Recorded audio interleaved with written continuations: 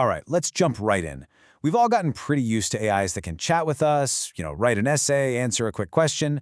But what if an AI could actually do things for you? And I mean really do things. Use your mouse, click around, manage your files, work across all your different apps. Well, that's OpenClaw. And it's not just another chatbot, it's a massive leap forward in what AI can even be. So, to really wrap your head around this, let's put it right next to something we all know, ChatGPT.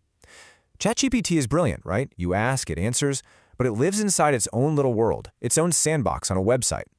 OpenClaw? It's a whole different beast. It doesn't just talk, it acts. It executes. It's clicking, saving, deleting, and it's running all the time, 24/7, in the background on your computer with total access to your local files and all your programs. This is a huge, huge shift in thinking. There's a term for this new type of tech, agentic AI. And honestly, the best way to think about it is this. It's not a consultant you bounce ideas off of. It's more like a junior employee you can actually delegate tasks to. You can give it a complex goal that has multiple steps, and it will just work on its own to get it done. We're moving from AI as just a source of information to AI as an actual member of the workforce. And look, this isn't some science fiction idea set in the distant future. This is all happening right now, and it's moving incredibly fast. Just this past February, OpenAI itself bought the company from the project's creator, which tells you how important they think this is. Around the same time, it just blew up in China. Users there nicknamed it crayfish, and this whole trend of one-person companies took off. But that quick rise also set off alarm bells. By March, Chinese authorities were already issuing serious security warnings. That just goes to show you how powerful and potentially dangerous this thing is. Okay, so with all that in mind, let's get to the really exciting part. How are people actually using this thing, this 24/7 digital employee? Let's dive into some real-world use cases for a few different kinds of professionals. First up, let's talk about a group that lives and dies by speed, investors and traders. For them, every single second between seeing an opportunity and actually acting on it, well, that's everything. And the level of automation here is just staggering. I mean, we're talking about an agent that's watching your technical indicators, like RSI, around the clock, even when you're asleep.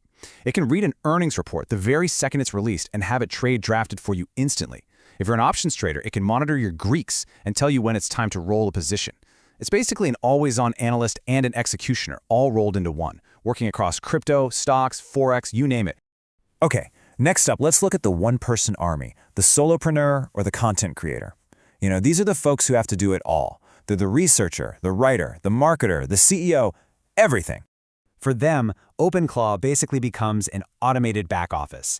Imagine this. You tell it to watch the top 5 channels in your niche. The second one of them drops a new video, your agent summarizes it for you and drafts an initial script for your response video. It can even handle your marketing outreach, automatically contacting potential sponsors or partners. It's an incredible force multiplier that can turn hours and hours of grunt work into just a few minutes. All right, and now for a pain point that I'm pretty sure almost all of us can relate to, that constant, relentless flood of digital messages. If you've ever just dreamed of hitting inbox 0, well, this is for you. This might just be the killer app for most professionals out there. OpenClaw can act like a central command hub, sorting through all your messages across Slack, Gmail, WhatsApp, everything. It can automatically unsubscribe you from all that junk mail you never read. And, this is huge, it can draft professional-sounding replies for you to review. But the best part for many is the morning briefing, a single, clean summary of everything important from your entire digital world, waiting for you before you even start your day. And that quote really gets to the heart of it. This isn't just about having one smart app. It's about getting that Jarvis-like experience, where you have an assistant that coordinates everything across all your devices and programs. But, and this is a really big but, with that kind of incredible power comes some incredible risk. And we absolutely need to talk about that because these risks are no joke. Security experts are actually calling the danger here a lethal trifecta, and it is so important to understand exactly why. So it all breaks down into 3 core dangers. First, for OpenClaw to do its job, you have to give it the master key to your computer. We're talking full access to your files, your keyboard, your mouse, everything. Second, it gets its power from these plugins called skills, but the marketplace for them is kind of like the Wild West, a total minefield. And third, and this is the craziest part, it can be secretly manipulated, basically brainwashed, by hidden instructions on a website you tell it to go to. Let's just focus on that App Store problem for a minute. Take a look at this. Security researchers analyzed ClawHub, which is the main marketplace for these skills. What they found is that somewhere between 12 and 20% of the plugins had malicious code in them. Think about that. That's potentially a 1 in 5 chance that a tool you download to be helpful is actually designed to hurt you. And we are not talking about theoretical threats here. The AuthTool scam, that was a real scam that looked like a wallet tracker but was secretly installing keyloggers to steal people's passwords and crypto keys. We've seen agents get tricked by invisible text on a web page into emailing a user's private tax documents to an attacker. We've even seen agents just go rogue, getting stuck in a loop and spamming a user's entire contact list. The danger is very, very real. Okay, so that's the scary part. But that doesn't mean this technology is totally off limits. It just means we have to be incredibly smart and careful about how we use it.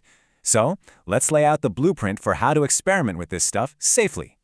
Every cybersecurity firm is saying the same thing on this. Their advice boils down to a 3-step protocol. First, and this is the most important one, isolate it. Never ever run this on your main computer where you do your banking and have all your personal files. Use a totally separate burner computer or a virtual machine. Second, limit its power. If you connect it to a brokerage, use an API key that can trade but has absolutely no permissions to withdraw funds. And third, secure it. Don't expose it to the open internet. Lock it down so it's only accessible on your local network. So, what's the bottom line here? Is this tool actually for you?